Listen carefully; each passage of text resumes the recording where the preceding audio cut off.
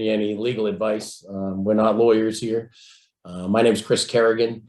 I've got Dan Shanahan and Angela Mcilvain here with me. We did this last month. We did a 2-hour presentation on, what was our topic last month? It was life insurance. Life insurance. Permanent Yeah. life insurance. Yep. Mm-hmm. So this one is estate planning mistakes, which can be easily done. And with today's litigious society, we definitely want to hit a bunch of these topics. Now, this is 65 pages long. So the presentation, so there's no way we're going to get through this information and keep you awake. So we're going to try to run through this thing on a faster pace. What we have is a 2-hour CE, and it's each hour is 50 minutes long. So what we'll probably do is a 5-minute break in between, so we can get out of here about 12:45. Yeah, at noon though, we'll give people about 10 minutes or so. They want to grab a lunch or whatever. Okay. Yeah. So as far as the paperwork and to getting credit for these hours, right, Melinda? affidavit. Most of you have already sent that back to me, but I do need that preferably by the end of the day so that I can get your credit submitted. So you just have to complete that affidavit. Be sure to complete the student information of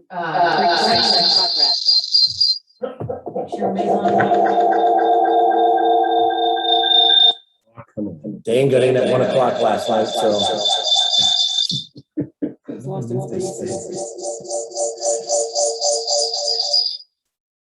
But yes, sign it and send it back. Are we good yet? No. Maybe. Okay. And if you're unable to scan it, take a photo and attach it to an email. Yeah, Eric said it's really bad, so Dan's going to be getting out of this. There we go. All right. Sorry about that. That's all right.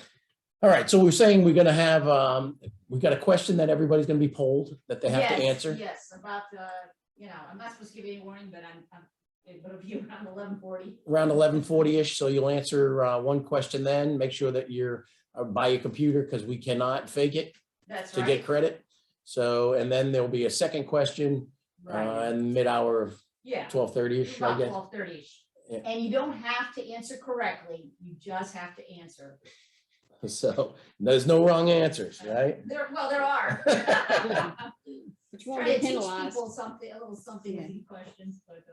So the one thing I wanted to say is, I teach these classes all the time, and thankfully I have my partners here in crime, Dan and Angela, to help make this thing a little bit more entertaining as well as informative, because I could just read all this information and you go to sleep here pretty quick. So like I said, we're going to fly through this because there is a lot of information.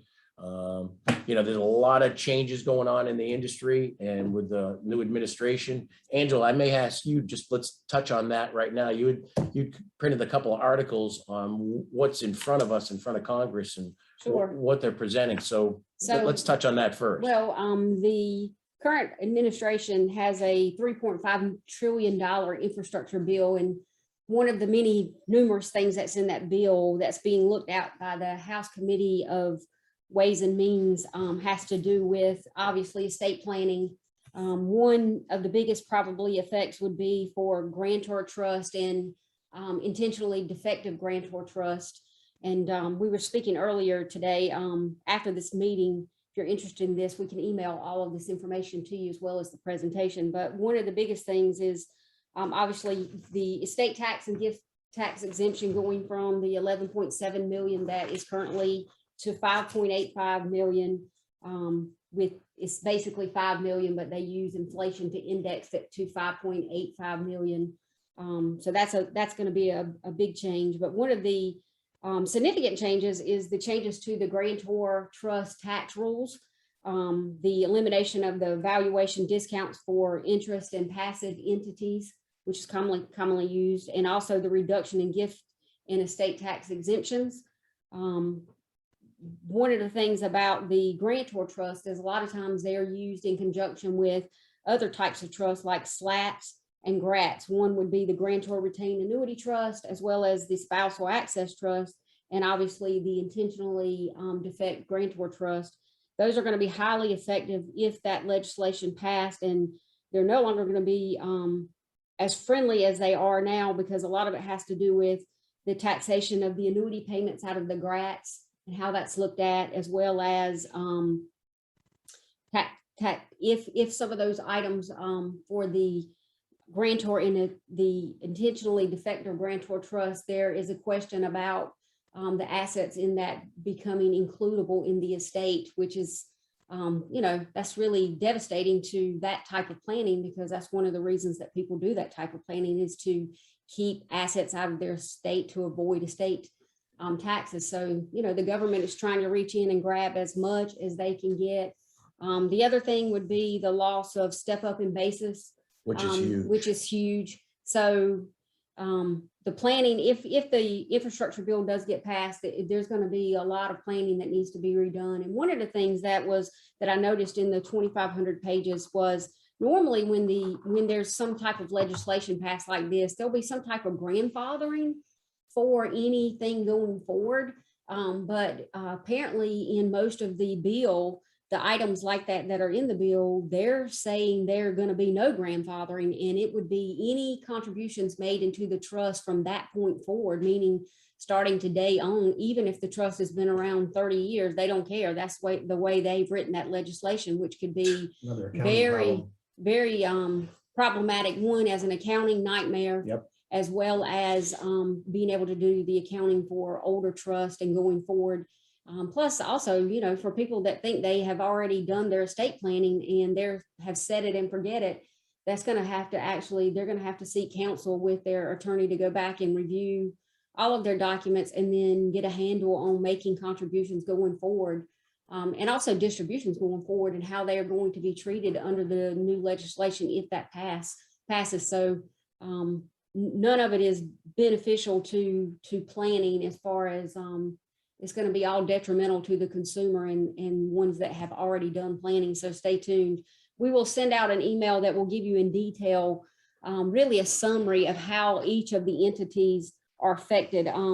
Like, especially in our industry, the grantor trust, the slats, the grats, how they're affected, the taxation, and then, how the Ways and Means Committee are also are proposing and treating the assets of the grantor that is actually involved as well. And so we'll give you a little bit more of a high level explanation of something that's made very complicated. We've got it in a summary that we'll send out to you. So that's something that you need to be aware of. If you have existing clients that have already done planning, that have grantor trust, slats, grats, or intentionally defective grantor trust, you're going to need to be able to take a look at those and seek some counsel if this legislation gets passed. And how many pages is that document?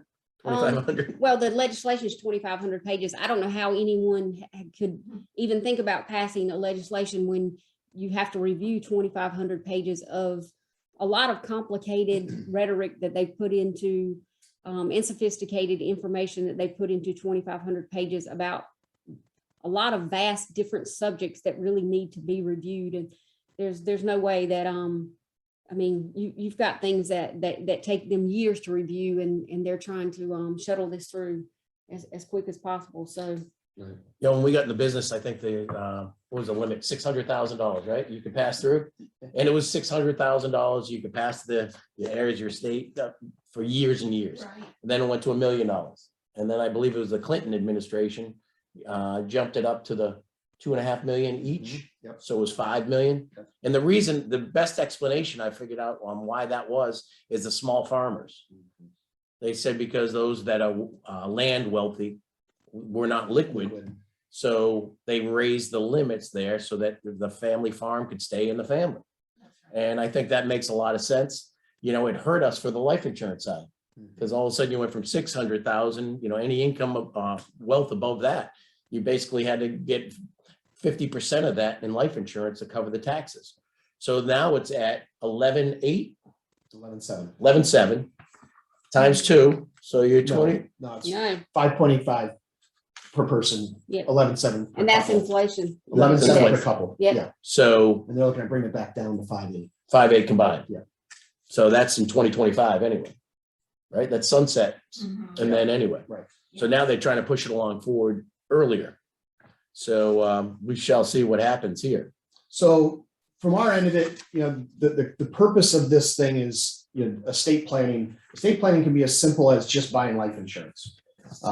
If you're under those numbers and are going to consistently be under those numbers, and then it can get as complicated as multiple trusts, severe complexity. It's really important, and I was talking to a guy yesterday about this, to have a really good estate planning attorney and a really good CPA, because this complexity is not going away at this point. And so the whole purpose of this is to avoid different forms of double taxation, and that's really where it's at. Because you're not going to be able to get out of income tax, you're not going to be able to get out of those types of things. But when you start looking at all of the different options we're going to have in here, and please take a look at this PowerPoint afterwards as well, just because there's a lot of data in this. And I was looking it up in the last couple of days on the plane and et cetera. This is very complex for even the best financial advisor. Absolutely. And so, having a team of a good estate planning attorney and a good CPA really rounds out where you're at, and is also going to keep you out of the fryer, because we can't be giving this advice. We can't. And, we'll have some CFPs that think they can and they can't. This is very complicated stuff. We've got a chat box open, so please feel free to throw in a lot of questions, and we'll do our best to answer them, or we'll house them later and get you an answer. And the number one thing we want to have is everybody and your clients to have a will. Yeah. As we were just talking, Mr. Atkins here, everybody should have one. And nationwide, Yes.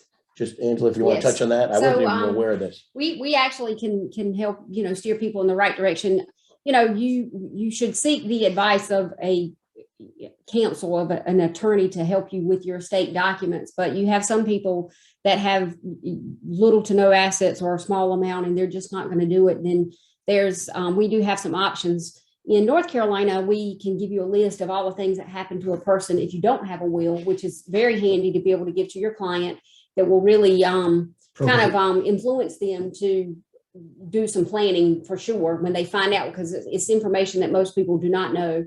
The second thing is we can give you a sample will for that, but also we have one insurer nationwide that has come up with a website, and we will send that. We've promoted it a couple of times, and it's on our website as well, under our news link, but we'll also forward it after this. But there's a link you can go to, and they have created a website where you basically can go and fill in the information. It asks the questions, and then it will create a free will for your client.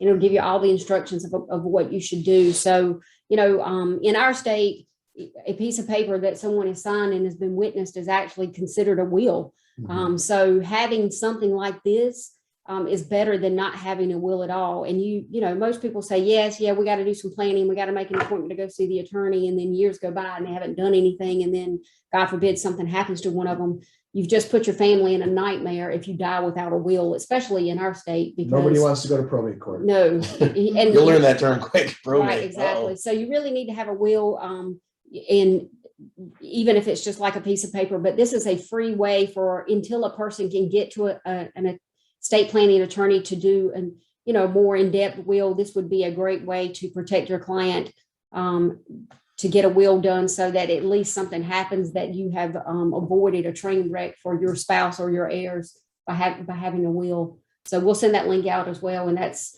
something that Nationwide put together, and it is no cost. Yeah. If you have a question, please use the chat box. I see someone raise their hand. It's just better if you just ask your questions in the chat box. All right. If you flip to the next one, please. So basically, avoidance of probate and living wills and all those other things we're going to talk about here at the end. I'm going to give you a quick story too. My dad passed away about 10 years ago, but he had his wishes that he was not to be resuscitated.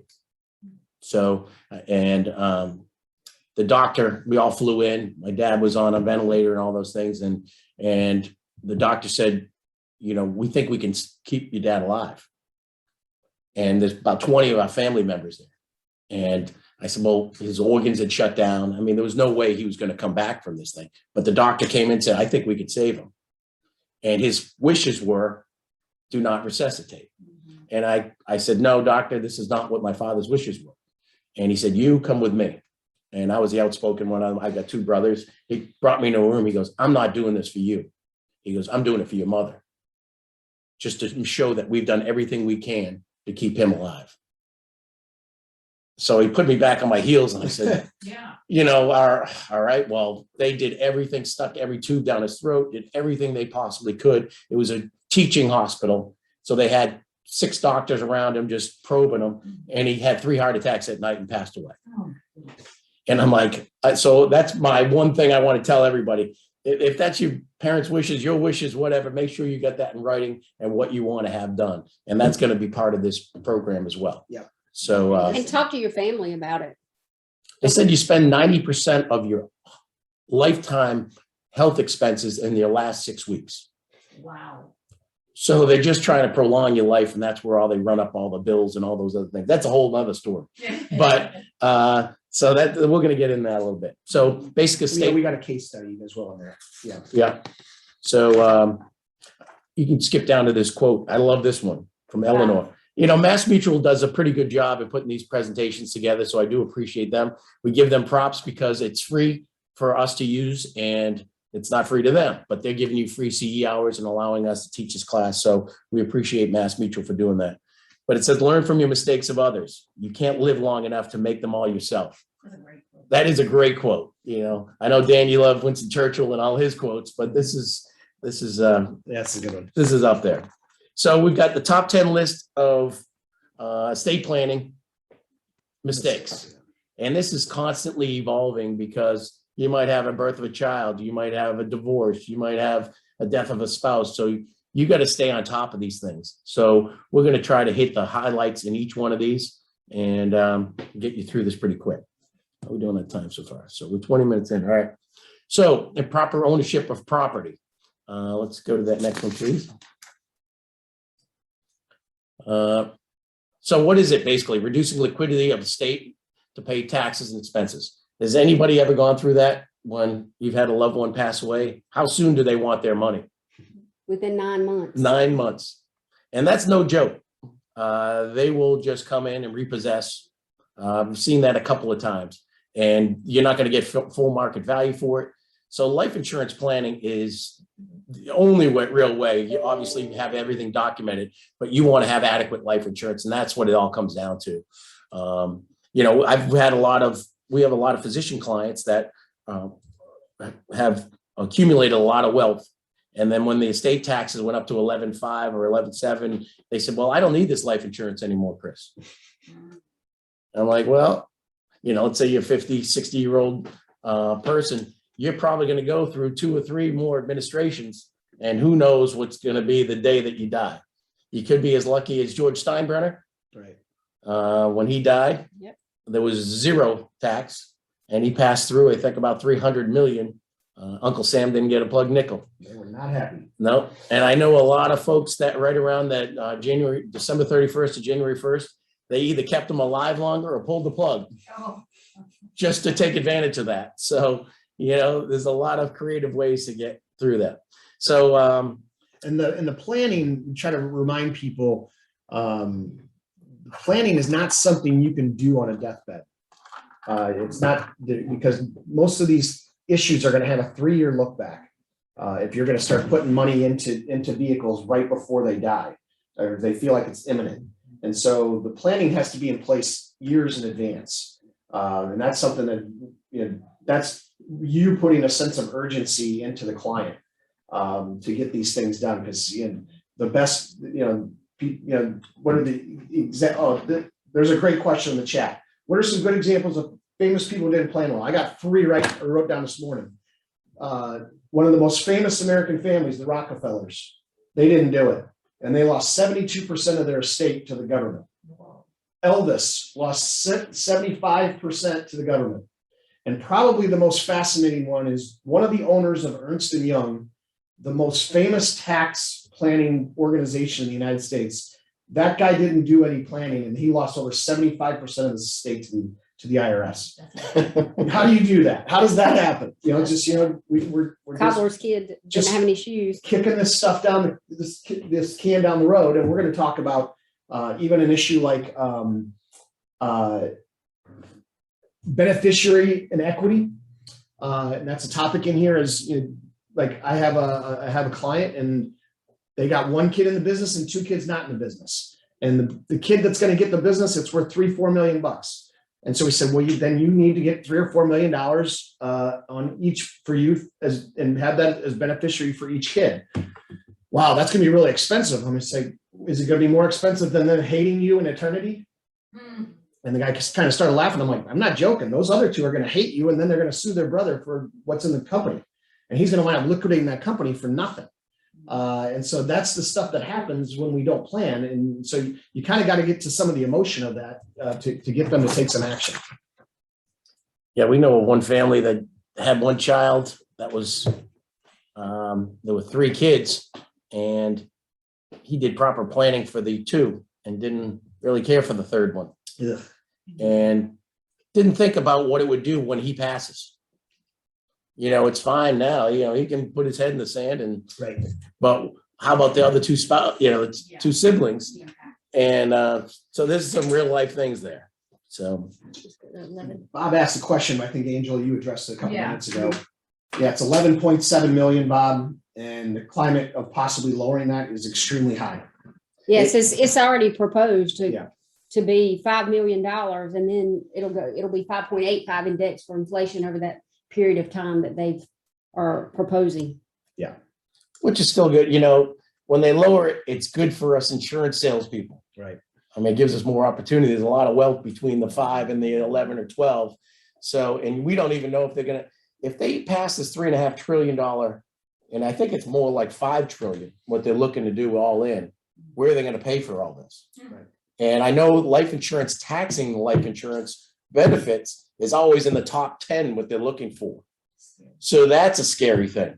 So I think I talked about it at our last class. Let's make sure that we keep our, our officials in line and let them know that we're concerned about that. But staying positive, if you want to look at it from another perspective, is if they do these changes, and the changes that were originally proposed a few years ago were that the first $250 a death benefit was going to be not taxed, and then every penny after that would be taxed as income. And so you go, well, what are we going to do if I need a $2 or $5 million policy? Well, if 85% of that's going to be taxed, what am I going to do? I'm going to gross it up and write a bigger policy. That's better for me as an agent. Yeah, that's the unintended consequences. We're actually going to charge the client more. I'm going to make more if they change the estate tax number down to 5.85 million, and some of my clients didn't fit in that. Now I got an opportunity to sell. I'm just going to be making more money, and so that's actually a good thing for us if you want to look at it that way. It's not a great thing for the client. And like I said, it's not going to be the final number. It's a moving target over the next 30, 40, however long you're going to live. So let's skip through the next one here. Yeah, so Oh, there we go. properly owned life insurance. What do they? Bad Benny, wrong time, wrong manner. Yeah, that's. The Goodman triangle. Did anybody know what that was? I actually looked it up. I had to look it up as well. It's So I'm like- glad it's it's like the owner, the beneficiary, and the payer. Right, it's unholy triangle. Unholy Yes. triangle. That actually it could be paid out the death benefit, but the payor may get taxed on it. Correct. So what it is the insured, the policy owner, and the beneficiary are 3 different people. Which is common. It is common, but it also creates the death benefit when it's transferred to the non-policy owner.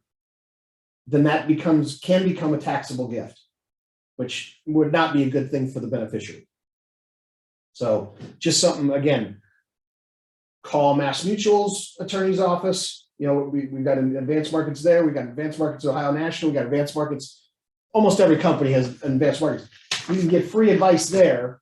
And Mass Mutual currently has really an industry guy that's been in the industry for 35 years. His name is Randy Zipsey, and he runs Advanced Markets. He's an estate planning attorney, JD with Mass Mutual. He previously was at John Hancock, and I've actually known him for a long, long time, and he's really, really good, and he's open to take questions and run scenarios by. Obviously, you can't do planning for your client, but you can definitely get some good advice from him as far as where to start. And if you have a situation, he can really give you some good advice to point you in the right direction. So if anyone has any situations like that, give us a call, and we will look at the situation, and then we will get Randy on the phone and give you some clarity on which direction your client needs to go next. And they'll also take a look at existing trusts that are in place, existing wills, any of those items. They'll take a look at those and give a couple of hints back. They try not to step on the toes of the attorney or the CPA, but they will review those documents for you from existing documents and say, hey, here's a couple bullet points that you might want to take back to the attorney to make them look good. And so, that's something that makes you look good too. Yeah, they'll review anything, buy-sell agreements, anything like that. Well, and things are changing so quickly. We're in a digital age, and as well as, there's lots of legislation that's happening faster than we all can even keep up with. It's kind of like refinancing your mortgage. If your client hasn't looked at their estate planning documents in several years, they need to definitely have them re-reviewed. Don't take for granted, because some of the language in some of the older planning documents may be absolutely irrelevant or obsolete, or there may need to be some additions to their plan to encompass new things that have been legislated since they originally did their documents. So it's really important to influence your clients at least every 3 to 5 years to review those documents to make sure that they're up to date. Many times there are situations where they need to add an addendum or an amendment, or they need to make some changes with the trustees that maybe with some of your trust, or maybe even with your will, review that, because things do change. Like that last bullet, divorce. It's Well, reality, yes. 60% go through divorce. Right. Yeah. And then New marriages. new marriages, then new kids like myself. Now I had to change everything I have, because now I have 5 kids. So my first 3 and then the last 2. So you got to make sure everybody's treated fairly. So The wrong beneficiary was the first bullet point. We've seen through Mass Mutual, we had a very big program in dealing with families and with children with special needs. And we would see grandparents put the child on as a beneficiary. And if that kid gets more than, I think it's $5,000 anymore, it ruins their government benefits. And so you can't have that kid on as a beneficiary. It has to be a trust, or it has to be something more protected. And so it's just, they're little things that, you're maybe, I know my dad wouldn't think about that. He put a kid on there that he wouldn't, you just, oh, that'll be great for that, Yeah. for that person. Yeah. And not thinking of what are those implications, and taking a child with special needs off of the government rolls is really, really detrimental to them for the long run. It is, because you may think, well, they don't need the government's money. Maybe they don't, but they definitely, you don't want to have the expense of the medical treatments that are needed for the rest of their life. You definitely want them to be able to have their own program, because even as they go into an adulthood as special needs, if you've got a special needs situation, that kid's probably uninsurable for health insurance. That's going to be a big part of not wanting to disqualify him from those benefits. Good question. Is that from Julia? Yes, if your policyholder passes away and the primary and contingent beneficiary has passed away, who gets the proceeds? The estate of the insured? It depends on if there's listed, if they're per stirpes, or if it's right of survivorship on the beneficiary designations. If it's it goes to probate, probably, right? Yeah, And because then if the it- government gets to choose who. right, Yeah. because in the situation, it could be the estate, but it could be, depending on that state and their laws, if it's per stirpes or right of survivorship, it could be the heirs of one of those beneficiaries, or it could be the estate. So I it believe definitely that's gets state to complicated. state. Yeah, it's state to state. Yeah. That gets ugly. So let's go to insufficient liquidity. That's where you're talking about the estate taxes due within 9 months, and they are dead serious about it. Well, unfortunately, Dan was supposed to go to a wedding this past weekend, and it's pretty crazy. The gentleman was 41 years old and had a heart attack and died, and his future wife ended up having the funeral on the same day as what the wedding was supposed to be. So you talk about, how crazy is that? So you just never know. And here's the hard part. And this is they waited until October 16th for the wedding because their divorce wasn't going to be finalized until October 5th. He died October 3rd. So he was still married to this previous woman. And so this new, my my gosh. employee who was getting married and wound up having the funeral on the day of the wedding, she winds up getting nothing. And even so much that someone put a GoFundMe page together and got her 20 grand, and the ex-wife wants that money. They put it together specifically for my person. Right. And the Because ex-wife they're is- still the legally ex-wife's married making- until they're not divorced. That is correct. She's making a claim. So it's, Wow. so it's a little twisted. Whoa. That's very- That is something. Yeah. He So- needed some planning. Yeah, and as far as funeral expenses, I know when my dad passed, it was about $40,000, I remember, just that alone, and you gotta come up with that cash within, other Yeah. than these COVID times, they delay these things, but it's, They want it you right got 2 weeks, Right. pretty much, so you at least gotta have that covered. Unless you're cremated, the average funeral, this is like the low end is like $15,000 to have a funeral. Yeah. Right. See, I grew up Irish Catholic, Italian, Yeah. and they say, what's the difference between an Irish wedding and an Irish funeral? One less drunk. Exactly. So it's a big party to celebrate in our eyes. So funeral expenses, I think we read it was 25,000 is the average, but it may be less in certain Well, areas. and you had to fly your dad home. I had to fly my Yeah. dad home. Wow. So, We had a question from Bob. yep, Parent is a payer and beneficiary of kids policy, okay, right? How about father-in-law paying premium for daughter-in-law and is the beneficiary? well, that goes into your gifting. First of all, if they're paying the premiums. So you got those limits. But it shouldn't be a problem at all. As long as it's less than $10,000 would be we just had one of these the other day, right, Angela?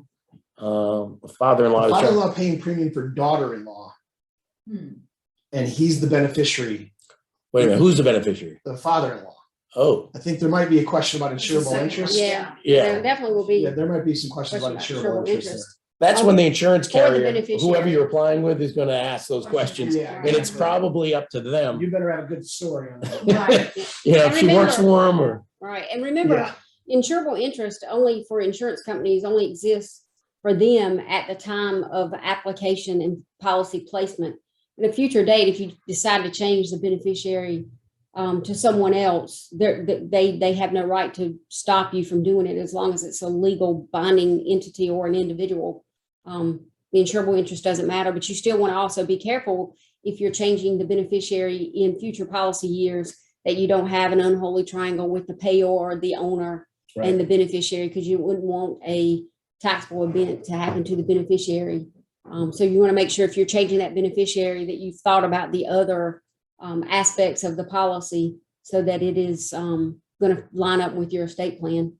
that last bullet, family still needs to keep paying bills, just because the person's passed away, the family is still gonna have to be on the hook for the mortgages and everything else. So we're gonna get that money. Angela had come up with a great piece that we've sent out. It's laminated. We can personalize it to your company or that it's basically saying if you bought $100,000 of life insurance and you passed away, you got 25 grand for your funeral. What's that 75,000 going to go for? And if you have little kids or whatever, how much is that going to pay you over the next 10 years, 15 and 20 years? Yes. It's a great piece to say, how much life insurance does my client need? And let them decide, because $500,000 seems like a lot of money. Knock out the 25 grand, and then you spread that over 10 years, 20 years, 30 years. It's not that much. Right. So if I'll you, send a copy. yes, and Melinda's going to send out a copy of that. Like I said, we can customize it to your personal logo and send that out to your clients or have it on your tagline and your emails. Great piece that we probably underutilize. Yeah, it really It's gives used a, quite a bit. yeah, it gives a client a good idea that if they think $500,000 is a lot of life insurance, that it's not a lot of life insurance when it interpolates to actually how much income is this going to produce for my family in the event of my death. So it really helps them quantify that, hey, maybe I need more life insurance to allow my family to have the same standard of living in the event that I pass away prematurely. It's a really good piece. And a lot of carriers are coming back out with survivorship. I think a lot of them have gotten away from that, right? Yeah. Now that the limits are dropping back down, Yeah. they're getting creative where they're having long-term care riders on these policies as well. Nationwide, Emeritus, and who's the other big one that is it Lincoln, Hancock, are the three that come to mind right now that have really come into play. So keep your eyes out for that one.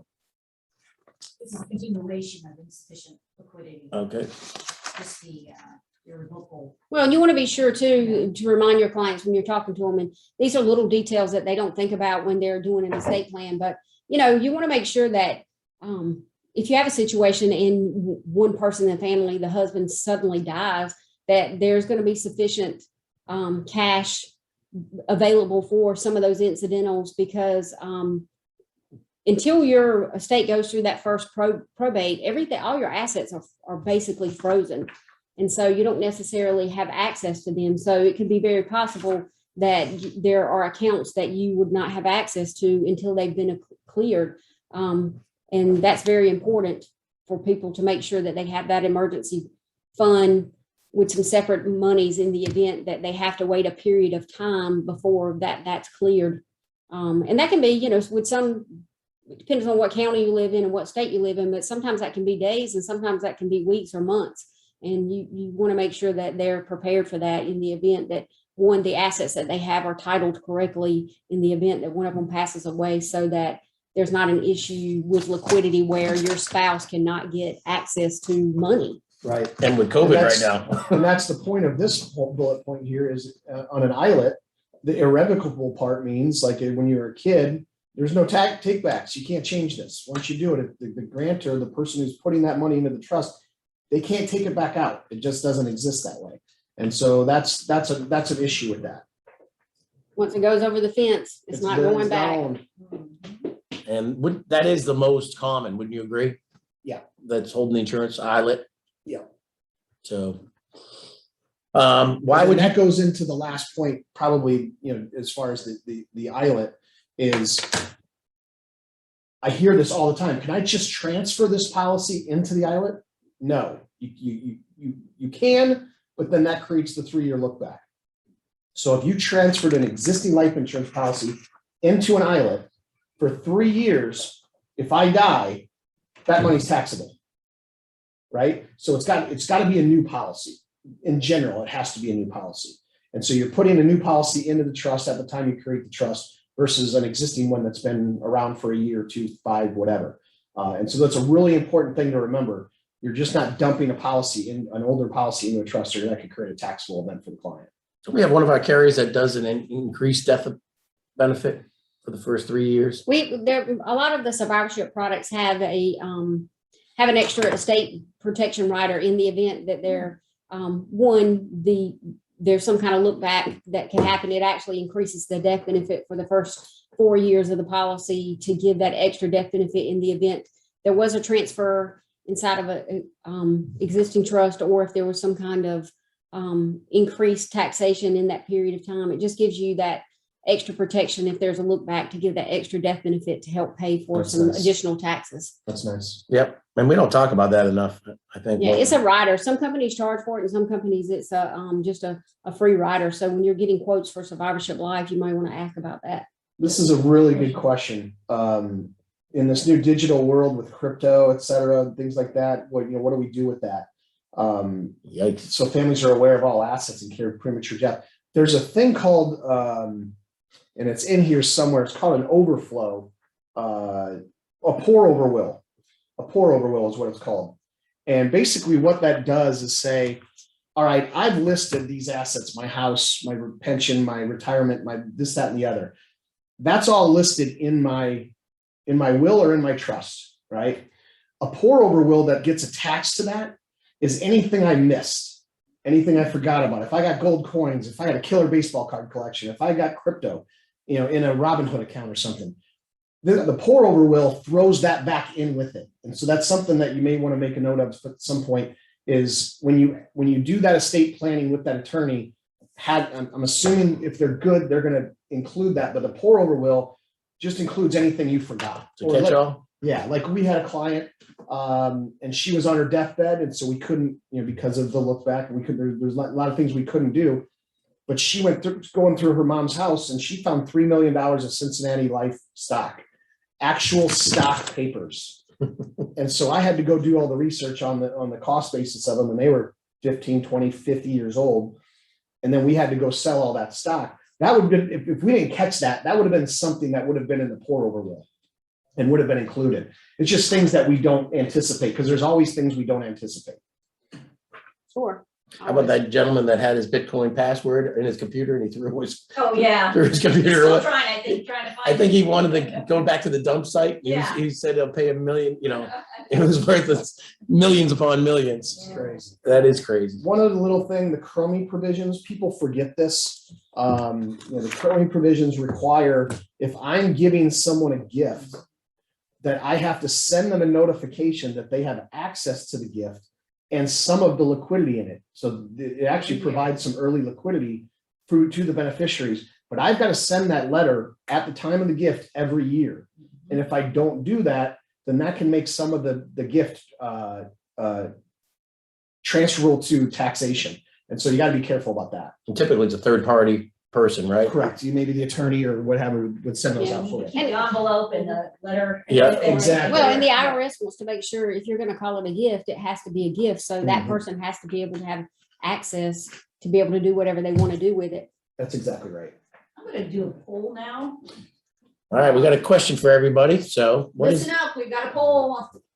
You don't have to answer correctly, you just have to answer. You wanna Let's read see, it, I gotta Melinda? launch it, because it's not, okay. There it is. What is a bear market?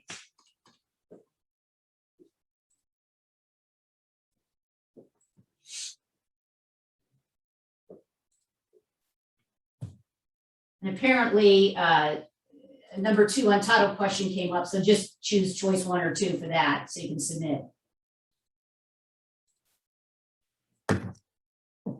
Sorry, I did this above the volume this time. there's a restaurant here called Bull and Bear, right? Mhm. Not known for the best food.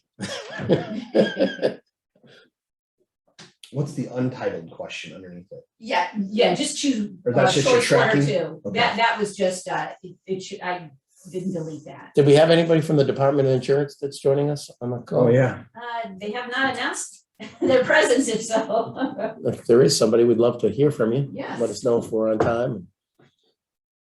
And still waiting, folks are still weighing in. And again, if you're having difficulty submitting, just choose choice 1 or 2 under question 2. And while they're talking about the crummy provision and the letters, all that, who helps you create those? I mean, the attorney that's going to do the trust is going to be involved in that, yeah. So typical, and it's an annual gift. It has to be, if you're doing an annual gift, you got to do an annual crummy. Anytime you're doing a gift, into the trust, you've got to do a crummy letter. And it gives the beneficiary 30 days to decide what they'd like to do with the gift that's in the trust, if they want to access it or use it for other purposes in the trust. 5 people still haven't responded, 4 people, Wake up. got about 10 seconds. Wake up. You can get credit. So 4 people. Choose choice 1 or 2 if you're having difficulty submitting. All right, I'm gonna have to end the poll. Can you tell which 2 or not? I can't right now. I will be after the program. All right, gotta end the poll. All right, well, 56, just. No, you got 100% answered, 100% answered. I have 32 out of 36 on my end. Oh, that's Oh, just yeah, 32 top. out of 32, okay. If you're curious, the right answer is C. 56% of the participants answered correctly. Okay. All right. All right, so what we've got is we'll go about another 10 minutes, then take 10 minutes. Yeah, around noon we'll break. We'll break at noon? So Okay, We got about 15 minutes before we break. all right, so let's go to that next page. All then. right. You guys seen our outdated documents?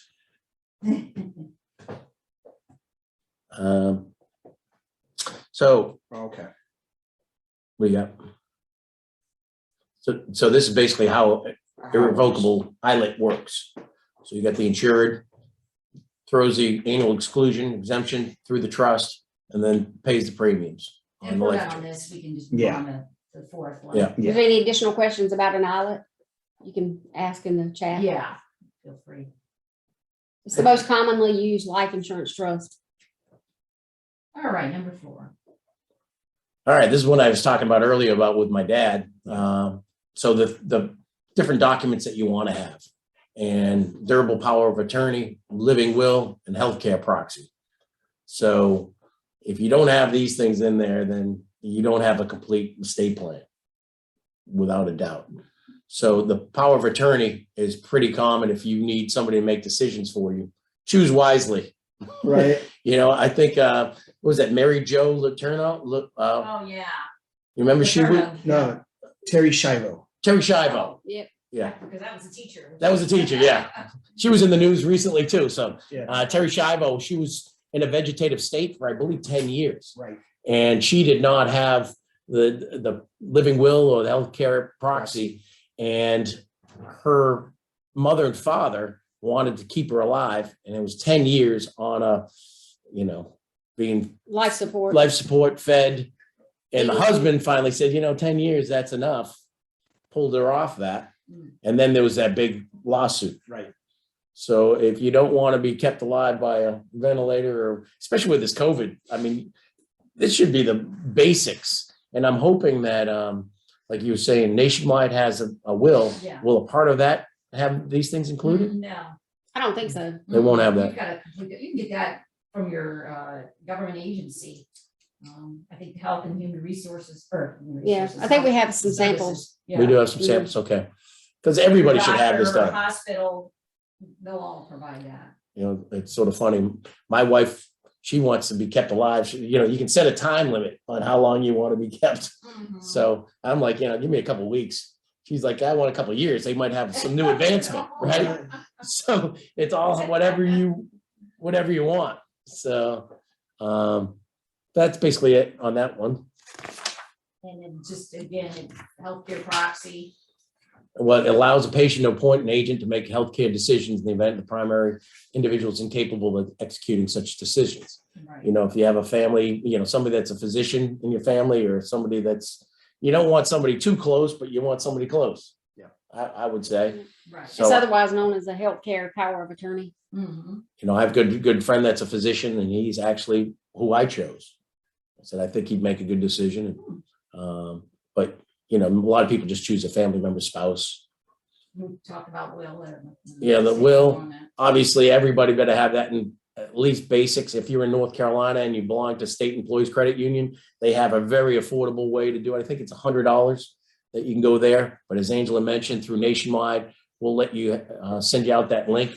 So I would just look at the last bullet point. I think the range of complexity, if you've got a pretty simple client, yeah, that's one thing. If you've got stepkids, if you've got a divorce, if you've got, real assets, and you've got several LLCs, and you've got business partners, I need to go to an wouldn't attorney. recommend going to a will in the box. Right. I would recommend getting a real estate planning attorney from the one that Heather and I have is probably this thick, because we have kids from two different marriages. And so there's some real complexity to it. And so I would think about that, because we have all that stuff in there, the healthcare power of attorney, the living will, the proxy. I had to answer all the goofy questions about what if I had, was brain dead, or what if I was this, and so there's a lot more complexity to some of these things. So I just tell you that. especially if you have children, who's going to take care of them? Right. That's the number one, Right. And you have crazy Uncle Joe that you want to leave him with, which I do have one of those. So if you don't have a will, what happens? That will be created for you. So Yes. By the state. by the state. And guess what? I don't think I want them deciding my wishes. So make sure that every client you talk to has one in force, and it's notarized. Some states don't require just a signature, but I would certainly make sure it's notarized. Let's see. Revocable living trust. That the revocable piece is obviously what you kind of focus on, is that it can be changed. And that's obviously different from the irrevocable. So why would you choose one from the next, would you say? I think, Control. times change, divorce, big deal, swings in money, I may want access to that money. So there's some real reasons there, I think. We wrote a NBA basketball player that everybody knows his name. And he came home, found his wife with the trainer. And we had just done estate planning, a huge survivorship policy. And he was adamant about taking care of his family when we were doing it. Then I got the call after. He's like, I don't care what it costs, get rid of everything. Yeah. So there is a reasoning behind the revocable versus the ILIT. So, and yeah, it got pretty ugly there pretty quick. So let's go to the next one. Just a continuation of revocable. I think you can beat this one to death, so we'll just go on to the Yeah, next one. and just some reminders on the revocable. Reminders, you can avoid probate. Terms of the trust are private. You know, you may want to share your feelings and thoughts with your children if they're adults and, you know, reiterate. And don't you agree with that? Or do you feel that you'd want to keep it private, Angela? I think you should at least, you know, there's a lot of sticky family situations and some people just don't want that to be left. The good thing about it is you can keep it private and you can keep it from family members if you choose to, but it's better if you're planning on those same family members handling this at your death to definitely clue them in on where the documents are and who to contact and things like that in the event of death. Right. And I think, Dan, you mentioned the pour over will Yep. earlier. I mean, how important is that, right? Oh, you never know what you're gonna find. Right. My grandfather had a shoebox under his bed nobody opened, and when he passed away, it was a ball signed by every player in the 1933 All-Star game. Ooh. 1933 was Babe Ruth, Lou Gehrig, all these Wow. guys, and it was in mint condition, even so much that the seams on the ball, one was red, one was blue on both. It was really fascinating. We wound up selling it, but you never know what you're gonna get. How much you get for it? I think we got like $17,000. What would it be Wow. worth now? I think it was worth a lot more. I think my Uncle John's an idiot, but that's a whole nother day. Wow. Well, we have a client that has 300 pristine baseball, you know, cards for the whole season. And he sold one of them for, it was like 200,000. And he's got 299 more. Oh, my gosh. Well, It's an annuity for him. yeah, I mean, he's just like, yeah, I'll just sell another set of cards if I like, so the I pricing. spent, 2,000 for Pokemon cards. Yeah. You never know. I'm still mad at my brother because we had 4,000 cards. He traded them for an Atari cartridge. Remember Atari? yes. I mean, that's, Oh. he probably gave away $100,000 to $200,000 for, No, but No, I'm that still, is a good- still angry with him on that one. that was a good takeaway. Yeah, so let's take a 10-minute break. What do you think about that? How we, Sure, we can do that now. It's All right. 11:54, 55. so we'll come back at 12:05 Yeah, and Yeah. then we'll wrap it up in about 40 minutes Yeah. after this and get through the last 5. sounds good. All right.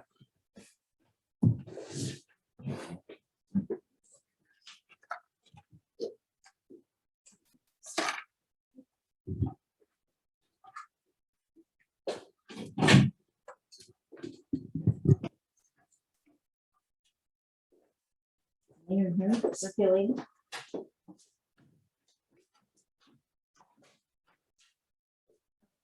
Oops. I think DocuSign was open today or tomorrow, but I'll send 2 more out. And that larger DI they didn't, Financial's giving me a fit on it because he made a lot of money last year and he changed the way he's doing his practice, so he doesn't have, his year to date this year is not as much because he had taken some time off when he did his change, and they're giving me a fit about it, so I'll let you know. I responded to him this morning, but Alrighty. I might need you to help me. Okay.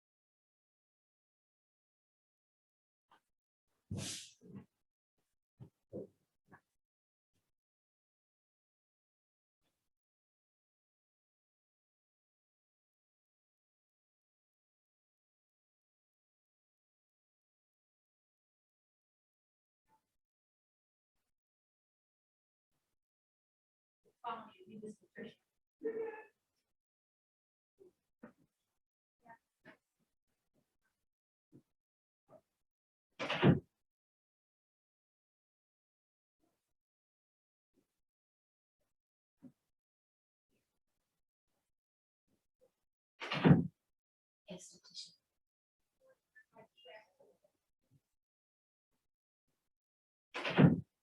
Okay, keep going. Oh, were you on your way to the bathroom?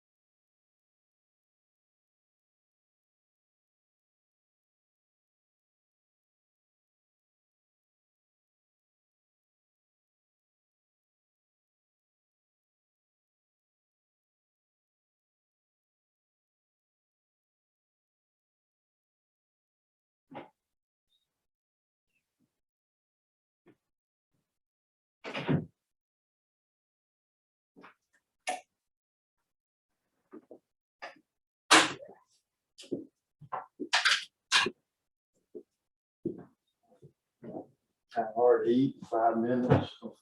Yeah. I'm gonna just eat after the class. I'm just gonna eat after the class.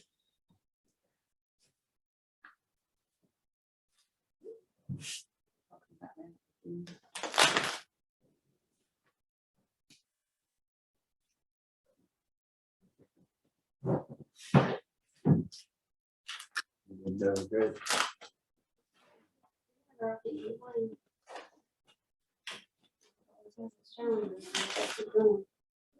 Life always has its challenges, you have to keep going. Oh, I know.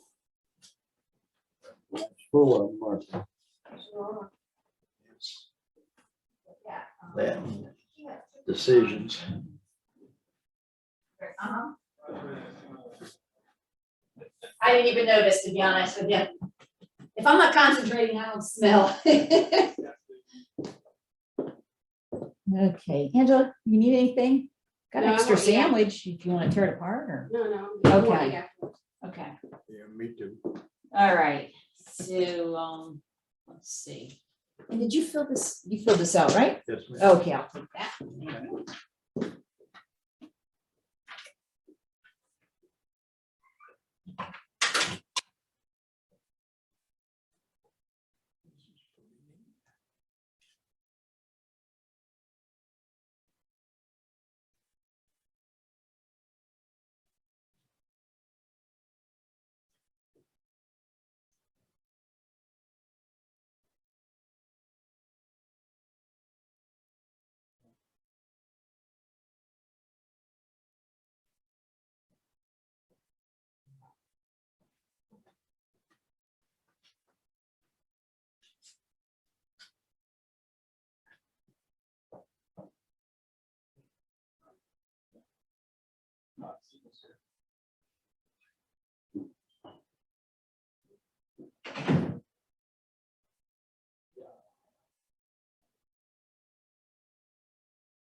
Well, I haven't,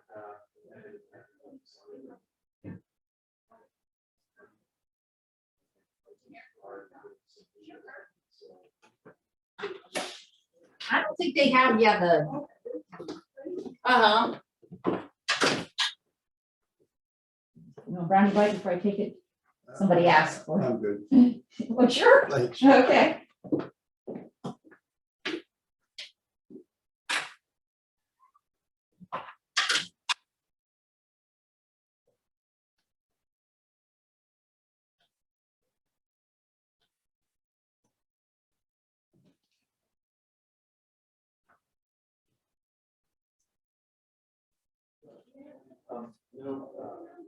No. I kind of feel out of place sitting in here with you guys.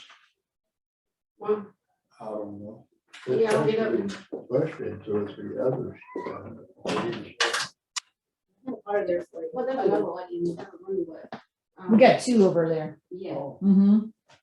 Two other folks? Yeah, in the other room. Oh. Yeah. Yeah. I'll get up and put our pants on the same way, one leg at a time. Yeah, because Beth was running late, so I asked Brooklyn to put her early. Still Angela, I said, I kind of feel out of place sitting over here. Oh, that's fine. We got two, yeah, the two other people that are in. Yeah. Yeah. And, you're fine. Oh, yeah. If you want me to take you over there, you can go there. No, I'm fine. I know everybody. So Yeah, no yeah, big you're deal. good. You're good. How's your wife doing? Good. She's developed a lot of issues with her knees and her hips and her shoulders. And it all results from her working with Stevie for so many years, Yeah. carrying and lifting him. Yeah, Oh, it's tough on her body. It's up to her. I got a friend of mine, her daughter has cerebral palsy, and she has pretty much done that all her life, but now, she's getting older, she's like in her late 60s.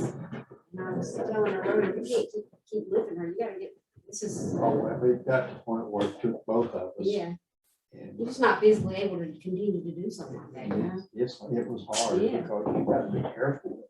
Yeah, exactly. It ain't like picking up flour, No, sugar, you gotta, get a person. Well, I hope everybody got this quick sandwich down, because I know I did.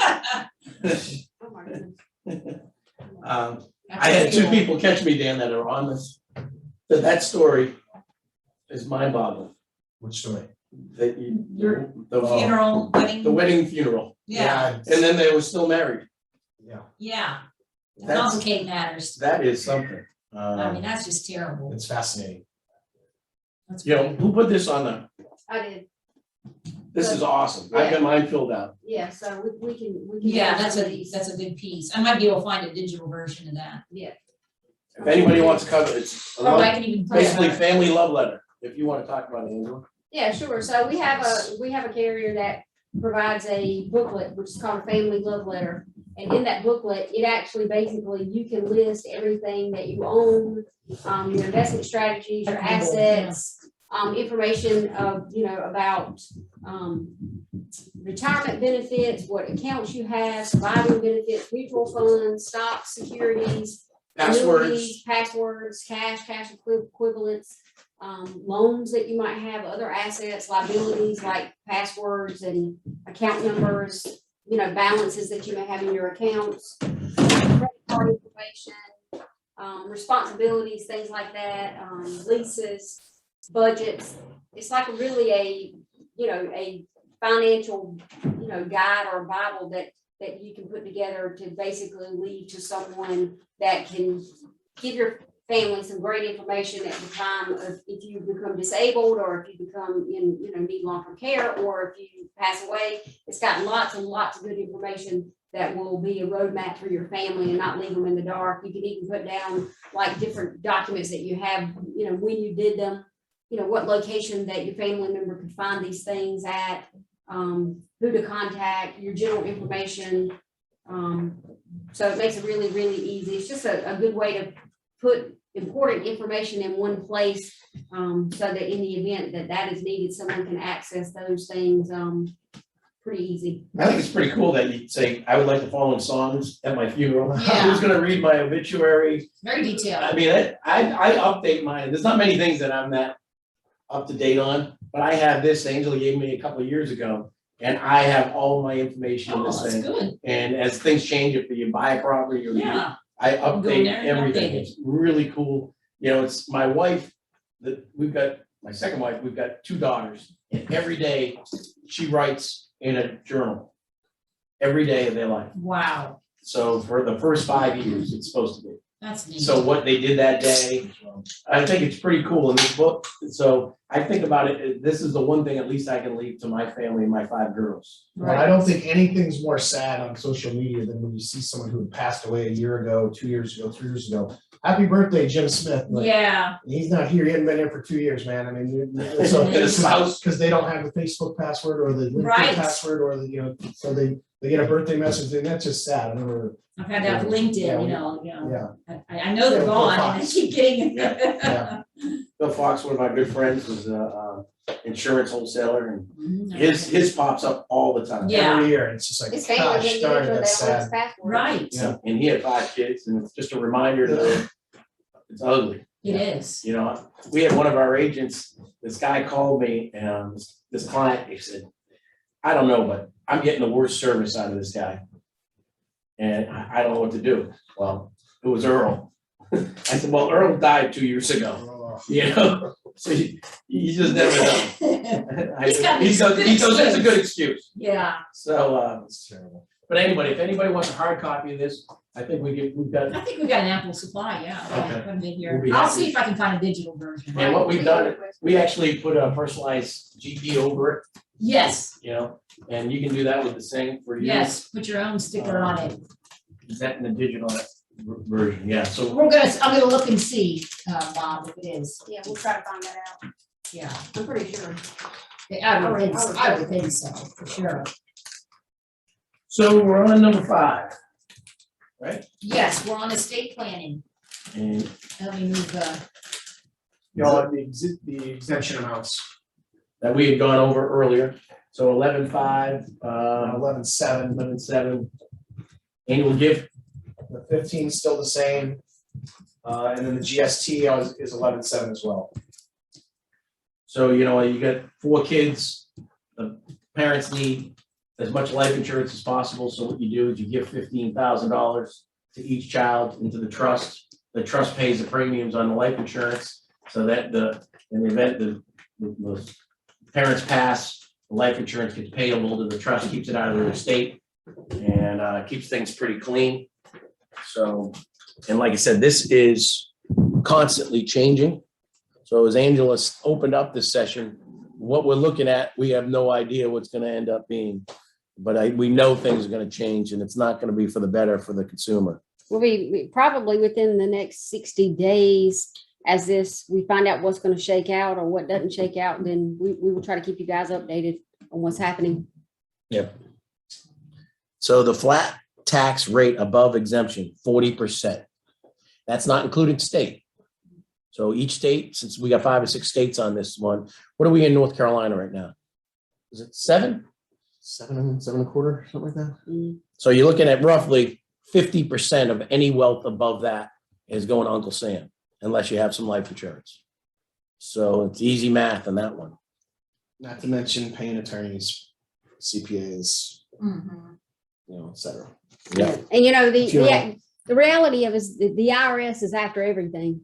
And, we saw that in our industry just this year when, insurance companies had to change the way that they were doing universal life and whole life policies with the 7702 in the limits. 7702 was the regulation that actually makes life insurance, and obviously our industry, life insurance is still considered a tax favored vehicle to be able to offer to clients. But, even with that, some of the limits that they were putting into life insurance policies has changed just this year. You probably saw lots of emails from carriers And we talked about it earlier in the year about the change for 7702 and the threshold of the amounts of money that you could actually put into a life insurance policy.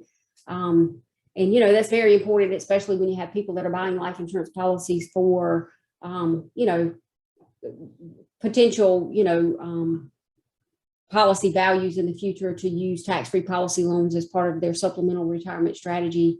One of the benefits of life insurance. So they're looking at every aspect that they can to try to figure out ways to limit our ability to be able to have tax favored vehicles. So life insurance is still one of those things that is still considered tax favor, but obviously they're constantly looking at it. So Yeah, they say it's only for the wealthy. That's why you saw a lot of these carriers like Mass Mutual is selling these smaller policies through Haven Life. It's a permanent policy. So they can say, you know, it's like $25,000 death benefit. It's not the bigger ones that we are selling, but it's a good way for us to say, all right, we sold, you know, 20,000 policies. They may be smaller, but it's not just for the super wealthy.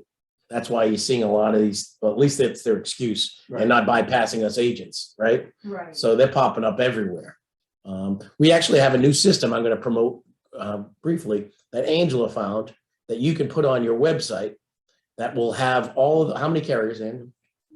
all the ones we have. Well, all that participate, so I think Right. probably about 20 something. So 20 carriers Yeah. that you can have on your personal website that your clients, consumers can go on there and quote themselves insurance. And then if they want to buy, they actually just click a few buttons and it sends you a request for the agent to immediately contact them to help them, you know, be able to complete either the application in person or online. So it's really a slick thing. If you're interested in this, we are paying all the startup costs for it.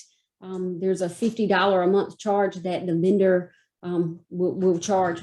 You know, we actually Each website. yeah, we're actually supplementing that. A So lot. your cost would be $50 for that. And anyway, if you're interested in that, it's a really unique thing that would be a great way to get some traffic to you. Because you're seeing Ethos everywhere and Haven and all these other things. So we said, well, let's have something that's more robust that can carry 20 different carriers and you plug it in and you can, you know, the only scary thing is they get to class themselves and everybody thinks they're healthier than they're not. Than they It'll are. ask a few questions and we can build that in where we can ask more or less questions to try to pre-qualify the person. If you're interested in, you can send me an email and say, I'm interested in the program's called iProspector.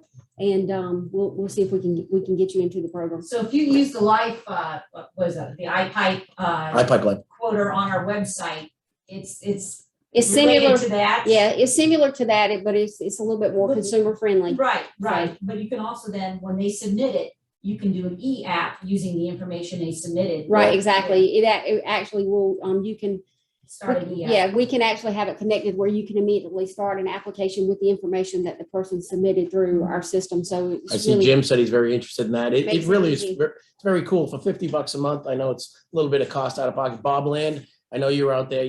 We had something similar that was free and they got rid of that one. So this is the next generation of that, but it will have a lot more carriers. we think that this version of this that we have found is more, if it is, for someone that is a novice in technology, it's as simple as you can get it and it's simple for the consumer. We've had some other systems that are very robust and do a lot of different things, but you've got to be tech savvy to use those. And we find that most salespeople are not tech savvy. So we really wanted to find a platform that would allow even the novice to be able to use this and to make it extremely consumer friendly. So just contact us and we'll see if we can get you into that program. We do have limited seats because like I said, How many we have? right now to start out, we're offering on this particular promotion, you know, to 20 people, the 20, first yeah, 20 that people. So But we can send information and. Right, demo exactly. and Yeah. exactly. So so forth. So that's a little commercial. So next slide, yeah, that unlimited marital deduction, you know, going to your spouse. That's pretty obvious, you know, but because the IRS is going to get it eventually on the death of the second spouse. But the next bullet point was pretty interesting. I think we're going to see a lot more of this, is that non-citizen spouse, because that does not pass through all the assets with no estate taxes. So because they're afraid that non-citizen would grab that money and take off across the ocean and never pay taxes on that. And so that's something that you may want to look at if you have clients that have a non-citizen spouse, because there's a qualified domestic trust you could put together that would give them some protection. Like you said, it's more and more common. Very interesting. Yeah, so we'll, Yeah, there it is. Right. all right, then Then number they've five, got the I love you plan, it's number five, next one, please. the next All one, right. yep, Well, we want to look at the, That one. That this one. here, yeah. the I love you plan. Mhm. So this is, you can just look at this math, pretty simple. Where are they gonna get that 3.4 million? When you think about, your farmers, your car owners, I had a car dealership, and they've got $30 million of inventory on their floor all the time. They're not liquid. Obviously a farmer's not liquid. They're putting it back into seed, John Deere tractors, that type of stuff. So you gotta figure out where's this money coming from. And the step up basis, that's the scary one. Don't you agree, Angela? With all the farmers here in North Yeah. Carolina and all, here in the Southeast, Midwest, this is your father left you the farm that was worth $1,000. Now it's worth 10 million. They're saying it's going to be worth, you can only, you're going to get taxed on the full 10 million. Right. So, Well, and especially, think about the last year, especially in lots of states, including North Carolina, the property values for commercial and, Yeah. Personal property values Through the for roof. real estate is through the roof. It's at an all-time high. So it's not really a good time to die if you haven't done any planning right now. Right. is there ever a good time to die? Right. Right. Not for your family. No. All right, what do we got next? So basically, Exemptions. we've already hit the leaving everything to the spouse. I mean, obviously, that's the simplest way to do it. But you just got to do some basic planning, get around that. I didn't realize about the non-citizen, which is, I know, that was new to me. that one was new to me. Yeah. A couple things actually I learned reading through I mean, this. you think about how the immigration we have right now. Right, right. There might be some new marriages with Keep them here in the from country. Afghanistan people, from Haiti, from. Didn't they just say they were flying? I saw something this morning. They had flights in the middle of the night, Yeah, bringing all these refugees over to the New place. York and to Oh. yeah, Minnesota and. Florida. Florida. Yeah. They're like, why didn't you tell us about this? Yeah, I'm hoping they're vetting these people, but you just never know. This is a good point on this next page, Melinda. You underline it? Yeah, the portability of, and I think I might have skipped that one. No, that's the next one, where it says portability. Okay. Okay. So the unused estate tax exemption for the death of the first spouse can be transferred over to the surviving spouse, so to give them more room. But I thought the funny part was there's no ability to accumulate exemptions through serial marriages. Yes. Well, I own a securities company and we've got, about 110 financial advisors with, Series 6, Series 7, et cetera. And our top guy is on his fourth marriage. I would say he's a serial marrier. So he wouldn't get that unused estate tax exemption bouncing over. Just need to be aware And how of much that. what is that number now? 11.7.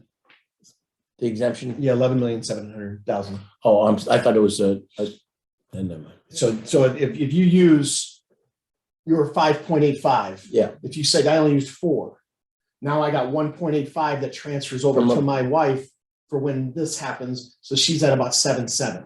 So they give you the full 11.7. Gotcha. Unless you're serial marrier. Correct. And what is the definition of serial, did they I say? think it's more than 2 wives. Okay. Yeah. Interesting. This is Yeah. situation. It can happen. Yeah. Yes, it can. So let's get to, So, Liz Taylor was in trouble. yeah, right? so let's get to number Sign 6. disclaimers, okay, we'll move on to 6, okay? Let's see that another, Should assets be gifted outright or in trust to loved ones? another quote here, yeah. Oh, it's not a quote. Not a Yeah. quote. Go to next. What do you, yeah, Depends, like everything Yeah. else. so outright transfers may be immediately available to the creditors, personal injury, divorce. It took a lifetime to build your assets. It could take a moment to lose them. I think that's, anybody that's gone through a divorce, or lost a loved one knows that happens. It's pretty quick. Yeah. And not cheap. So outright gifts or distributions can be taxable in the estate of the recipient. So the subjects of the assets to the estate tax, not only upon your death, but once upon the death of the recipient. So no need to do this. Everything can remain in the trust. So that's the beauty of setting up the trust, putting everything in there, keeps it simple, keeps it clean. Yep. Let's go to, how much time we got here? We got about 20 minutes, so Yeah. let's get up to number 7. All right. Business planning failures. Who's done that? Key employee insurance. You know, here at our firm, we've got 20 employees and we haven't done the best job, I got to say. So we just implemented a program like this to have key man insurance on each of our employees. So that's something to consider. We've got another group that we're working on right now in Rhode Island that they have 10 executives, there's 400 employees. This guy literally is on a camel in Afghanistan, the owner, and he wants to continue hunting and doing all this stuff. So he wants to take care of his top 10. So that's what they gave us the job. Say, here's our 10, create a plan for them. Right. So that's what we're in the process of doing. So you never know where the next business is going to come from. Right. And why would you be in Afghanistan hunting Right. if they're not hunting you? Right. So key employee insurance, that's always an interesting one because I think a lot of people don't understand what the value of that employee is. And there are some actual cool calculators that some of the big insurance companies have. Lynn, if you go to that next page. Sure. But these companies have a key employee calculator because it takes into effect things that you don't think about. Let's say that, you know, okay, this guy's making 250 grand as a sales rep for me, and he passes away prematurely. All right, now I've got three major factors at work here. One is I got to cover what this guy was doing. Well, that probably is going to be me doing it for the interim period. All right. And so what's the cost to the business for me to quit doing what I was doing as CEO or president or whatever I was to become the sales guy again, to do this until I find somebody? So that's one cost. The second cost is I'm going to have to hire a headhunter or somebody to find this person. That could be 25, 50 grand. And so that's a sunken cost you miss out on there.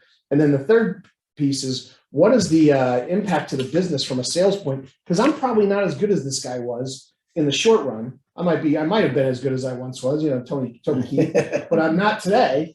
And so I got to go backwards on this and figure this out. So those are all sunken costs to a key employee calculator. Plus business interruption as well. Exactly right. And so, not to mention the effect on the employees, then maybe some productivity goes down while they're mourning and that type of thing. But there's a lot of issues to that people don't think about. And the other thing too, and I will let you know, we help literally hundreds of people put key man insurance policies in force for their businesses a year.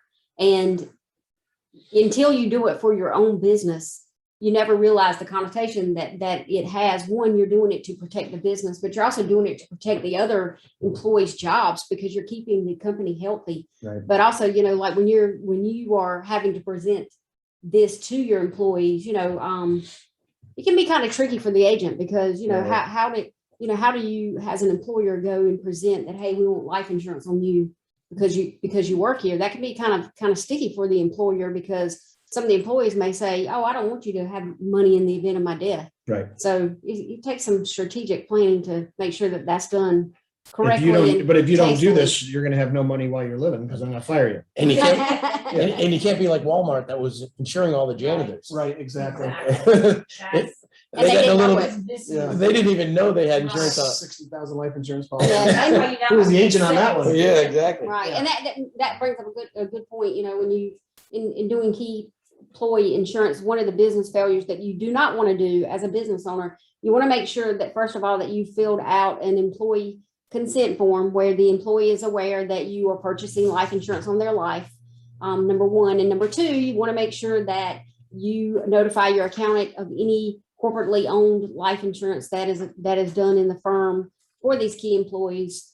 There's a form that he has to complete with your tax return, your corporate tax return. I think it might be something like 8945 form, I believe. It's something like that. That needs to be completed because in the event of the death of the employee and that money is paid to the corporation, you do not want that to become taxable. If you do not notify the IRS now that you have employer-owned life insurance, the proceeds could become taxable. So that's very important. That would be a big business failure if you have $1 million policy on one of your key employees. You didn't have the consent form signed, 1, and 2, you didn't notify your accountant that you had a key employee and he didn't complete that form on your tax return, and then the employee unfortunately passed away. That money could be taxable to your business. So that's very, very important. Big time. And then buy-sell agreements. It's Yeah. funny. Angela and I are business partners for the last 15 years, and she had a wellness physician come in yesterday and talk to our group and basically gave us a free visit to go in there, and they take x-rays. And I was in this morning and I got x-rays, and I'm asking the doctor, I said, can you see if I got cancer on here or anything, And he's like, yeah, it'd be, and he goes, I said, how often does that happen? He goes, you wouldn't believe. Really? He goes, so he was showing me, he said that you would see it as off. So I went in, I said, Angela, I just got my x-ray done. She goes, do you have cancer? Do you have cancer? I was like, please don't have cancer. So you just never know. And you definitely want to have a buy-sell agreement if you're a business, and which type you're going to do, cross-purchase or entity buy-sell. We'll definitely help you out on that. There's so many different variations. If you get more than 2 owners, it gets a little sticky. And then minority owners and those type of things. So we do those all day And the long. business valuation goes along with that. We've got a lot of our carriers that do the business valuation for us for free, which is better than the client going to the CPA and the CPA racking up $5,000 on them or $10,000. We're in the valuations that our attorneys are doing are all segmented by the type of SIC code that business is. So they really understand, that, this, tax accounting practice is different than this place that makes shoes, as far as those valuations go. And so, all you got to do is get the fact finder, and then we can help you with that and get you on the phone with our attorneys. Yeah, a couple of years of tax returns, personal and business, and they'll do the valuation. It is not certified. They will not certify it. A certified valuation runs, like Dan said, minimum $5,000. Most of them 10 to 15 grand, and that is how involved your business is. But it gets up there. So, but the nice thing is they're going to give you a valuation that's fair. So you can go back to your client and say, hey, the insurance carrier thinks you're worth $10 million. Every business owner that I've ever met thinks the company's worth double what it's actually worth. Yeah. So, And the CPAs most of the CPAs that we know don't do these. And so, they're not certified valuation specialists any more than they're doing payroll. And so, getting at least a baseline from our attorneys, and I think it's going to be, what I was told once is it's within 4 or 5% within the margins, plus or minus from the actual valuation. They're like really, really good at it. And so that part's pretty cool. And then you can bring that to their CPA, and their CPA may have some other color that they put to it, but or you take it to the CPA and say, hey, you can use this and charge a fee for it if you want, but I'm your guy now. Let's do some business together because I've got some resources maybe that you don't have. And so there's some opportunities there for you to grow your business. and Mass Mutual is one of the carriers, Principal's another one, Yeah, Ohio National. So we've got 3, if not, I think Lincoln will do it, Meritus. Yeah. So I'm sorry to interrupt you, Angela. So you're fine. You want to make sure too, when people are doing submitting information for evaluation, that they have accurate record keeping and that they have, reported everything on the valuation so that it's fair. You'd hate to, say, oh, well, this part of the company, I really don't want to include that because it's something I'm doing on the, on the side. If it's not included, then you're not getting a valuation, and it could be big trouble in the event the person passes away. They could be underplanned for the events that might come forward if they haven't properly disclosed all the information on the valuation. We probably need to ask that second question, Melinda. Oh, yeah, I was going to. I didn't know if you wanted to finish up number 7. Oh, okay. Actually, Dan had touched on this one earlier. Exactly. It's almost exactly what we talked. Exactly. You've got that one family member that's involved in the business, maybe 2 or 3 kids not in it. This is the ideal time to buy life insurance, and that, so that the one son or daughter is involved in the business gets the full value of it. Right. So So, Well, and the other thing, talking about business planning, you know, you meet some business owners and they will say statements to you like, I hate life insurance. I don't want to spend any money on life insurance. But the reality of it is they can say they hate life insurance, but they're going to pay one way or the other. Because either, you know, if something happens and you have no planning, they do have insurance. It's just they're self-insured because they have then assumed the risk of what happens without proper planning, which means that you're going to pay out of pocket. And whoever your heirs are going to have a lot less than what they originally thought that they were going to have. So your plan's not going to be really, you know, enacted if you don't have a proper one. And especially life insurance in this day and time is so affordable compared to any time in history. Yeah. You're really a knucklehead if you don't consider life insurance as one of your strategies, especially if you're insurable, because you're taking pennies on a dollar and using someone else's money to transfer that risk. There's no way that whatever it would take for that business to be, you know, bought out in the event of death, that bank loan and that bank interest is still not going to be as affordable as buying life insurance. Do you want to, I just want to mention to everybody that I launched the poll. Most people have already responded, but you've got about a minute to complete that. We've got about 6 that haven't responded yet. So that poll has been launched. Who insures your stocks in the stock market? 4 to go. so to Angela's point, when that person says, I hate life insurance, I've said it a couple of times to people I know pretty well. I said, but would you rather have your kids and your wife hate you more than when you're dead than you hate life insurance? That's right. You know, We got other products like Mass Mutual has a high early cash value product, which at the end of the first year, you guaranteed 90% of the cash you put in. End of year 10, you guaranteed 100% of the cash that you paid in. So there's ways to get around that. Those that are going through a divorce, they're required to carry life insurance. We have a return of premium on some of our term carriers. So there's creative ways to get over that obstacle of I hate life insurance. I know you guys are making a ton of money on me. Well, here's one way to lessen the blow on it. All right, I'm going to end that poll. We're still missing 2 of them. The same 2 as last time? same too. Probably. All right. We got 2 snoozers. All right, So- end the poll now. So we've got 15 minutes to go, and we're on number 8. So that we're I'll doing show pretty the good. results here real quick. So the answer is no one. Correct. That's right. 65% got that one. He finally got a right answer. But again, it doesn't matter whether you got it right or wrong. All right. Next bullet points, or next slides about executors for the estate, choosing a wise one, Chris Hyde kind of talked about, and they can, put some real thought to it. Who's going to be there for the long run? In a lot of these trusts, they've got the executor has to go file something every year or have a bank account open with like $1 in it, just to make sure that these things are going. And so you're actually asking someone to do something that's kind of a pain in the butt. And so you better have a really great relationship with them or really trust them. Like our Ben, who's our CPA, Yeah. he's an executor on a lot of his clients' estates, and he charges them. Yep. And I think legally you can charge up to 10% of the value. Yeah. So it could be a moneymaker if you really want to gouge somebody. Yeah. But you want to choose somebody younger than you. I always get a kick out of these people, choosing their brother or sister that's older than them. I'm like, not a good idea. Well, and you may want to use a corporate trustee, Right. because in that way you've got someone that's in the business, one of managing trust and doing the administration. They charge whatever fee, upfront, and they're going to make sure that they have followed all the rules, that they're compliant, and their responsibilities of making sure that everything was done timely.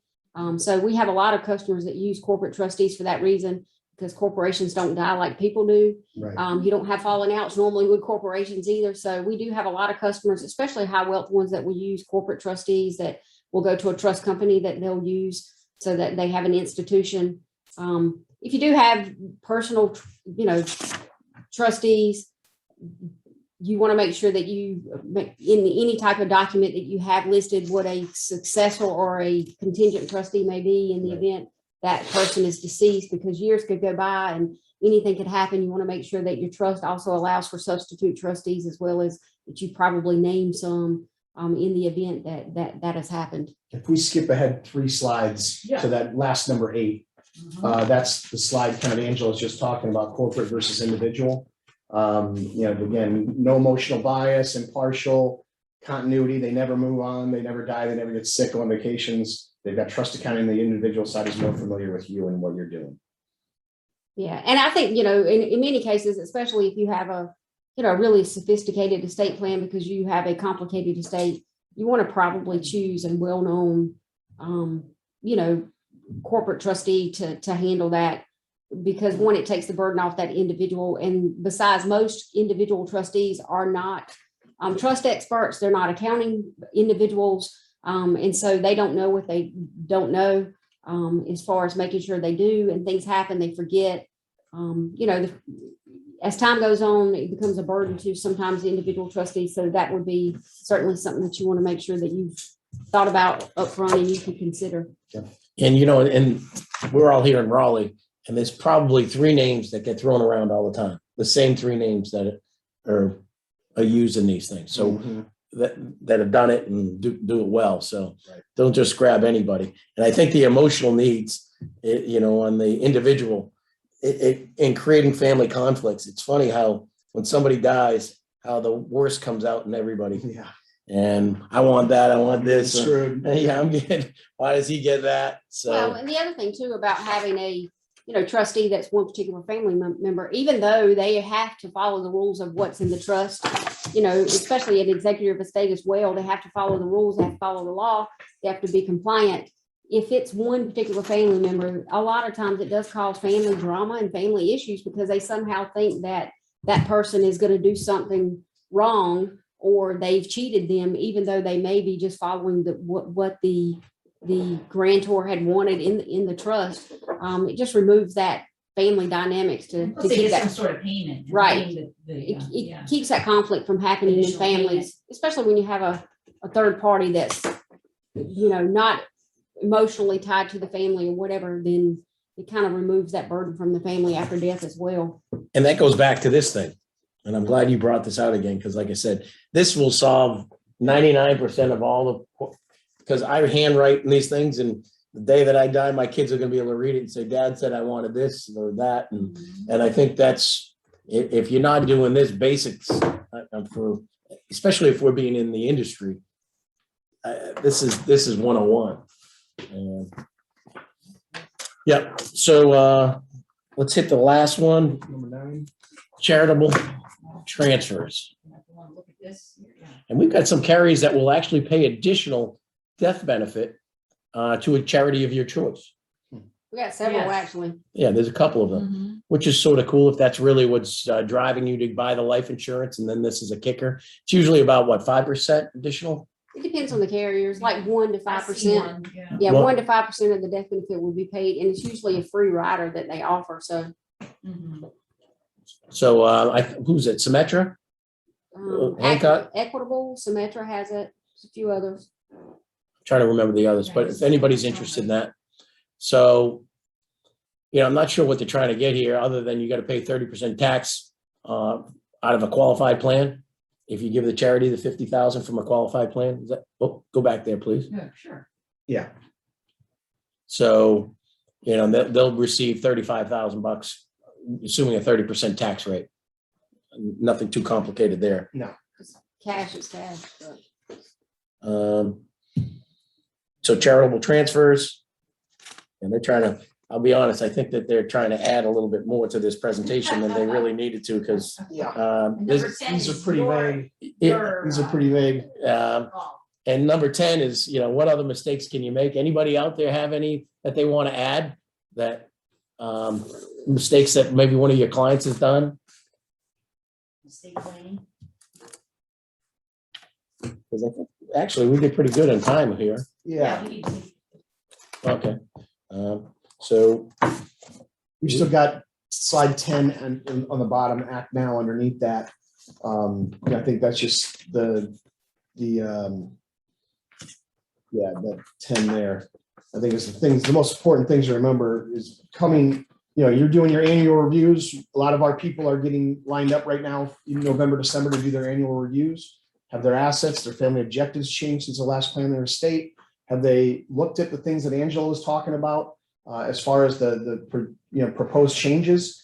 Is the plan they have in place ready to go? You may want to ask them, hey, I can have that reviewed for free if you'd like us to. And then are the current documents they have still good today? And because maybe something we did 6-7 years ago isn't applicable today. And so we have people that can review those things or have them taken back to their advisors to get re-reviewed. Because the one thing that you got to know about this whole thing is there is nothing consistent in this thing except change. There's nothing consistent since my lifetime, since Carter and Reagan, and everything moving since then has been a huge wave of back and forth and back and forth, and that's not going to discontinue anytime soon. And I do believe that the clients that you talk to today, if they're really interested, and they're not from Cal Berkeley or University of Wisconsin or Chapel Hill, they're concerned about taxes right now, and it's a great opportunity for you to call your people and say, hey, it's time for review and we want to talk about taxes. I think you'd have a hell of a time having a client tell you that they don't want to meet with you to talk about that. And every time we do 5-6 annual reviews, we wound up finding 1 or 2 pieces of money. And so it's a great time for you to do that with your clients. And then also a great time to ask for referrals. One of our top agents, it's been around forever. He says, I have 100 meetings every year already pre-planned. Wow. I said, how in the world do you do that? He said, when I sit down with a client and I write them insurance, I'll open up the calendar now. A year from now, we're going to do an annual review. And he did all the reviews in the morning. He would do a half a sandwich at lunch for a new client. And then the other half, he'd sit in the same booth, the person would leave, and now we'd have new clients or vice versa. So he always knew that he had a full calendar and absolutely crushes it and writes over 100 lives every year. So it forces you to get into the annual reviews. And, a lot of people say, oh, I'm glad that guy's gone, or, I'm done working with him. So we all have those type of clients, but you got to force yourself, do what's right for your clients, hand them off if you don't want to work with them anymore to somebody else. So we certainly can do that. And, as legislation changes, updates will need to be made to your estate plan, but also there's life events and people go through different stages in life. Most people start doing planning when they have kids, but then they forget, what happens when you have grown kids and then you have grandchildren. So you need to constantly be, reminding your clients to do reviews on their estate plan because life does change. And we find that a lot of people end up loving their kids more than their grandkids. So that's definitely another reason to talk to those clients to see if they have updated their estate plan. We were with a company rep yesterday and she's getting married next weekend. And I said, what kind of wedding you have? And she said, I've got 275 people coming to the Clinton Library in Little Rock. Jeez. Wow. I said, what's that one going to cost you, old man? She said, $75,000. And I said, wow, that's a lot of money. She said, that's always. That's actually cheap for It is, that's what I'm 275 people. She said the band is going to be 10 grand or 7,500. I can't remember. And they just signed private label. So it would have been a lot more. So she's so excited. I'm thinking about, I've got 5 daughters. Hope you're ready. But I bought them a whole life juvenile policy when the day they were born. And I put $200 a month in each kid. Mhm. So that's going to be my $529 for a wedding plan. The juvenile whole life policies. So if anything else, when I heard that number, 75 grand, I'm like times 5, and then they're not ready to get married probably for another decade. So that's 100 a kid, or I'm just going to give them this policy and say, here, this is your cash. There you go. Do with what you Plan want. your own wedding. Yeah. Plan your own wedding, keep it, buy a house, buy a car. I don't care. Invest it. I'm sure I'll be suckered into paying more, but it is what it is. But you're the quarterback, regardless, the CPA and the attorney always think they're the quarterback. They're not. They do their own little thing and that's it. You're the quarterback who gets them to the CPA, who gets them to the attorney. I've got several friends and they're still doing QuickBooks for themselves and they're making really good money. I'm like, you are killing yourself with this. You're losing opportunities. You're losing money. Get a real professional. Go do a real estate plan. I mean, if you don't have the health proxy and and all those other items that you need in there, you don't have an estate plan. Because the whole thing gets blown up. If I sit on a ventilator for, for 4 years, all the money's gone. Because we're gonna run through everything. And so then that blows it up. And so I get very serious with my friends about this, that, get a team of professionals. Let's get that CPA, let's get that attorney, and let's get that going. But you got to quarterback that process because nobody else is going to do it. And CPAs, that I heard a great term, they're historians. Yeah. Whatever they get involved and when things are history, because whatever you did last year, we just went through our extension, had to pay that taxes last year, and he couldn't help me one bit other than say, here's what you owe. So we are the front lines in that and helping these people. So, and we've got some ideas for you to help you get through that. Absolutely. So now we've hit our hour and, well, we're good. I'll get slapped on the wrist if we quit 2 minutes early, but we appreciate everyone being here. Next month, we have 2 hours on divorce planning, Yes. which Dan, you and I can add some. We don't even need a PowerPoint slide. Yeah, we're good on that one. We don't even have to read up on it. So what common mistakes of that. So we're going to try to do 2 hours a month for as long as, and we appreciate once again, Mass Mutual hooking us up here with the PowerPoint and the free CEs. Programs, if there's anything that, people- Anybody want to learn them? We can do some, we're going to do some on DI when that's Yeah. May is DI awareness month. Right. We're going to do annuities. We're going to try to change it up. And I love this process. Thank you for Dan and Angela for helping me, and Melinda, of course. And be mindful too, we have lots and lots of resources on pretty much any topic that would be related to financial or insurance. And if there's something that you particularly need for a client, please reach out to us. We have lots of presentations. We have lots of information, lots of resources. Just hit us up. We're happy to provide whatever we can to make your job easier. Thank you, everybody. Thank you. All right. Do we have to sign this one, Melinda? Yes, please. Yes, be sure to sign and return your affidavits if you haven't done so already. And send those to me, melinda@GPAgency.com. And Oh, Which one?